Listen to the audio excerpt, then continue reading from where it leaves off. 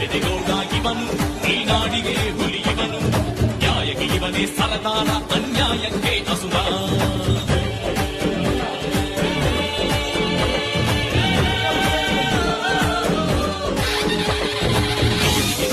ಇವನು ಬಡವರ ಬಂಧು ಇವನು ಎದೆ ತಟ್ಟಿ ಹೇಳುವನು ನ್ಯಾಯಕ್ಕೆ ಕಣ್ಣು ನಮಃ ನಮಃ ಅಯ್ಯಾರ ನಮೋ ನಮಃ ನಮಃ ನಮಃ ಸತ್ಯ ನಮೋ ನಮಃ